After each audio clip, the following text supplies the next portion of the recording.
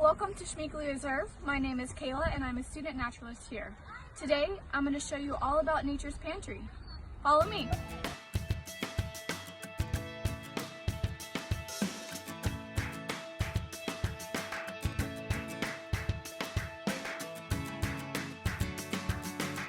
One thing that I would like you to keep in mind as we're walking through Schmeeckle today.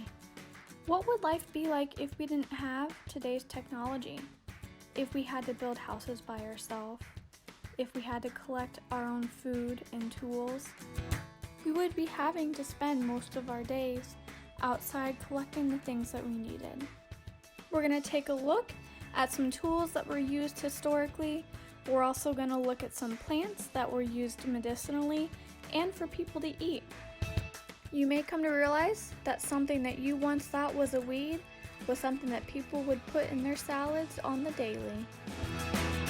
So follow me through Schmeeckle as we make these discoveries, and then tag along as I go to my backyard and put to use all the skills and plants that we've learned about today. On our first stop today, we're going to take a look at the bow drill. The bow drill was a primitive way to make a fire starter with the things around you in nature. We didn't always have lighters or flint and steel, so they had to use wood and cordage made from plants. Things that we're going to be looking for while looking through Schmeeckle Reserve is for your bow drill, the important part is the bow. So a great stick to find would be a curved stick, and you're going to want to find more of a hardwood tree, which would be a maple or an oak. And you'll also want to find some sort of cordage, which is something you can find at home as well. When you're making your bow drill, you want there to be a little bit of extra space, and here's why. When you find your straight stick, preferably made out of soft wood, like a pine tree, you want to take your stick and you're going to wrap it around.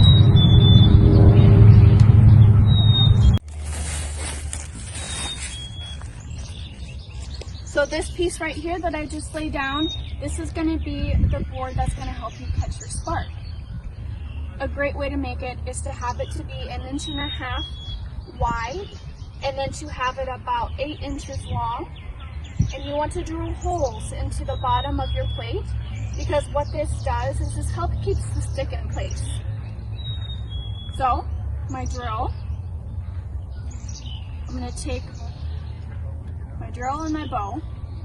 I'm going to take my drill, twist it through. I'm right-handed, so I want to keep the drill in my right hand. We're going to place it down, and depending on what size stick you find, if you have different size holes, you can adjust. Knowing how to build a fire has many great benefits. Not only does the smoke keep insects away, the heat helps keep you warm through the night and keeps away unwanted critters in your campsite.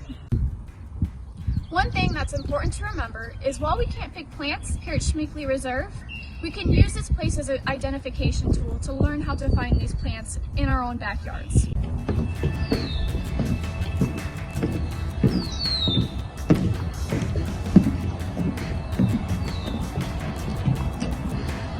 Well, we did not have to walk very far to find our first plant of the day. Here we have the cattail.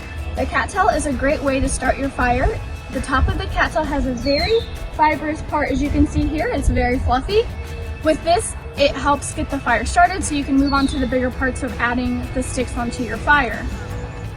A great way that you can find these cattails is to look for a water source. You'll find them near a marsh or a pond, and sometimes you'll find them near creeks. All right, let's keep moving to find our next plant.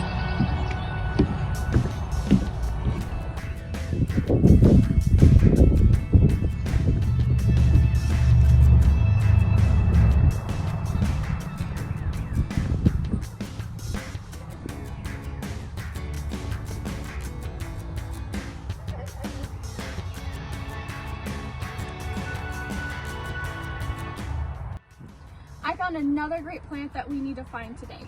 So this is going to be a white pine tree, and we have multiple uses for it. Not only is this a soft wood that is good for our drill, for the bow drill, this also, if you want to come take a closer look, This is actually a great way to make a tea. If you take these pine needles and you put them over a fire or on your stove for about 30 minutes and just let it sit there and simmer, you'll have a really nice tea to drink. But a great way to tell the difference between a white pine and a red pine is this little part right here. This is a bundle of needles, and as the word white has 5 letters in it, each bundle has 5 needles in it. So that is a great way to tell the difference between a white pine and a red pine. This right here is an example of a red pine needle bundle. As you can see, it only has 2 needles per bundle, unlike the white pine that has 5. This right here is a great example of a hardwood. The hardwood is what you're going to use for the bottom of your bow drill. A great way to tell these trees apart is this oak tree will keep its leaves through most of the year. As you can see, it still has its leaves from the fall. And a great way to tell them apart is how it has the very deep lobes here through the leaf.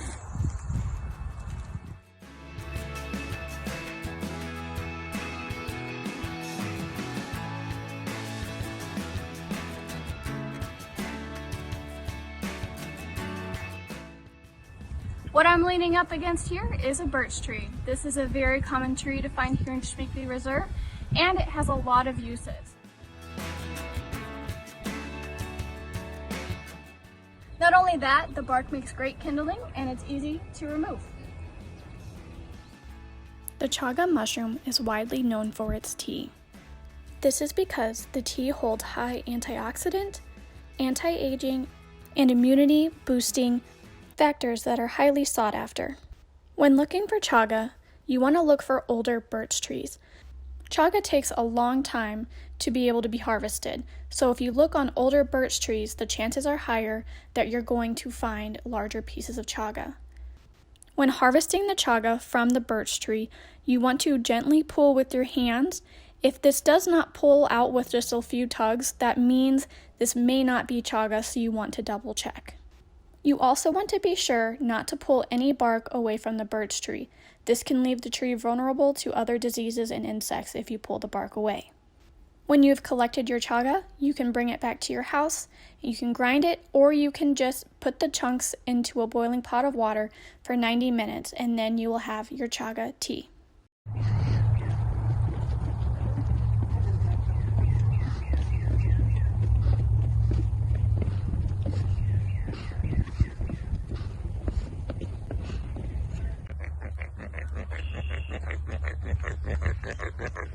Oh, hey there.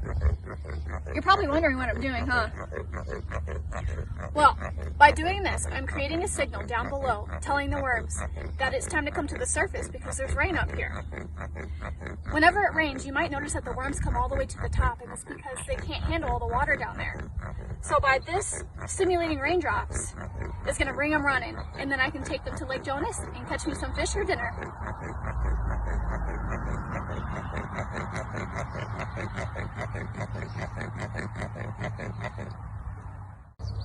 Understanding how to make these tools and how to identify these plants is a great skill to have. It helps us better understand how people in our history had to carry out everyday life's challenges. They didn't have today's technology like we do. Well, that concludes our expedition here at Schmeeckle Reserve. Now let's take these skills that we've learned and take them to our backyards. Plantains are something that you might have thought of as a weed. They're commonly found in driveways, on sidewalks, and heavily walked paths. But, believe it or not, these have very great health benefits. Historically, they were even used for medicinal use. They were used for bug bites, stings, and snake bites. This is something that you can still use today. When you realize you have a mosquito bite, if you find a common plantain plant, you grab a leaf, you make sure it's clean, get all the dirt off, and you chew it up a little bit, and you put it on the bug bite, and it is said to help pull the itch out of it. This is because this plant has great antibacterial and anti-inflammatory properties to it.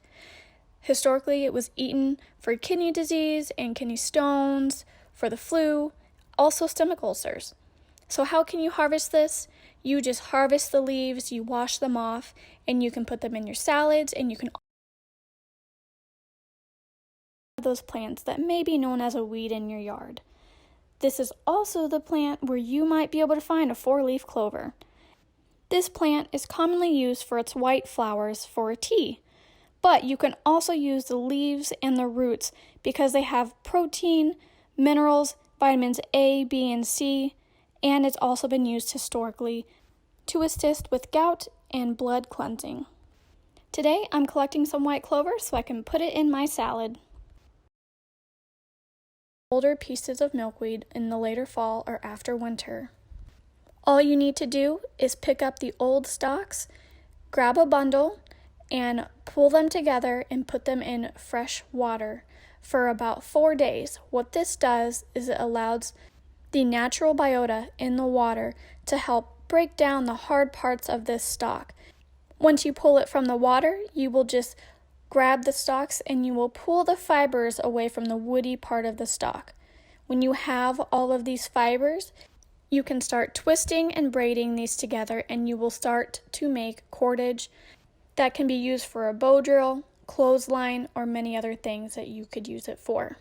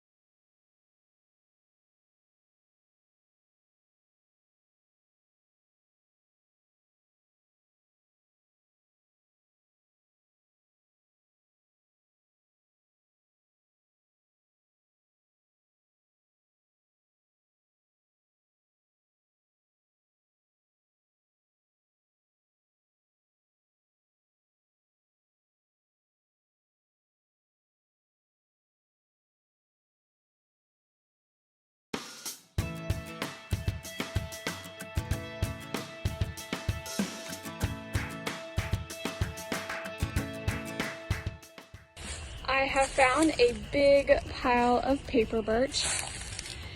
Paper birch is really cool because the resin inside of this tree is actually water resistant. So even if this is a little bit wet, which we are in kind of a low-lying area and there are some wet areas over there, I'm still confident that we will be able to get a fire going with all this paper birch. This is a good find. Another natural fire starter that you can harvest from Nature's Pantry is the resin from conifer trees. These are trees like white pine trees or red pine trees. You never want to harm a tree's bark by pulling it away or digging into it, so it's best to find a tree that already has an injury to it. There you will find resin that is coming out of the tree. You want to pull this away and you will find, as you add it to your fire, that it almost works as a candle, keeping the fire going. I recommend using another stick to harvest this resin from the conifer. This is a very sticky residue, and by using another stick, this will help you apply the resin to your other fire starters.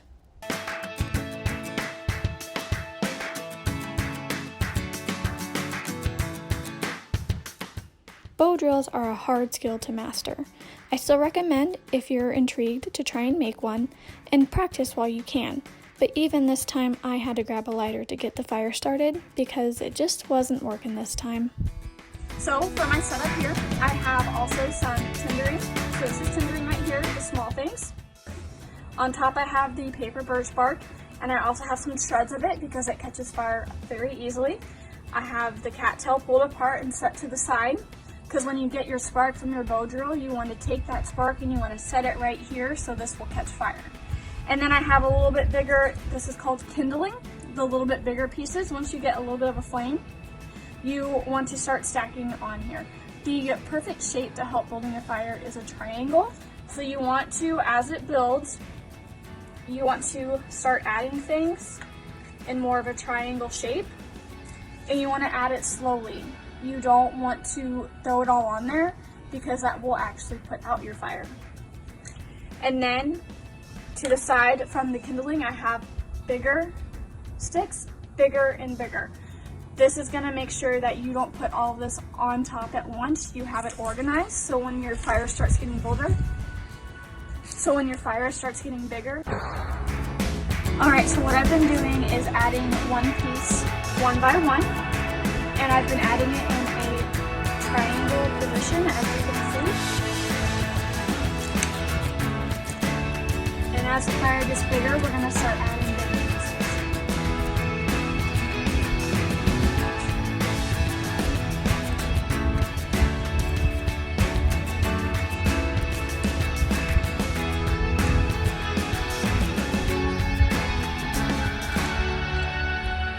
Oops. Alright, so I think it's big enough now that we can go ahead and set it in. Once the flame goes down, we're going to go ahead and start making our ketchup today.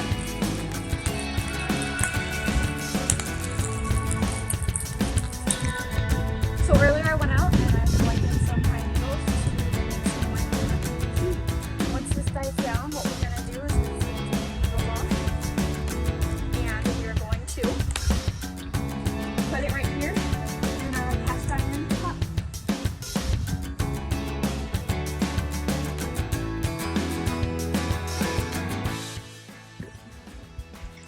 So now that our fire's died down, we've grabbed our cast iron skillet and we've put our ketchup today into the pan, which we caught from Lake Jonas at Schmeeckle Reserve. We've put in our sweet potatoes and we put in our apples. Those are all things that you can find here in Wisconsin. So we will wait about 45 minutes and we will have our finished product. In the meantime, I'll be creating our salad that we picked earlier today and also preparing our tea from what we collected today as well. Our dish is cooking. Right here I actually think it's cooking a little too fast, so we're going to remove it from the heat for a little bit, but this is a great start.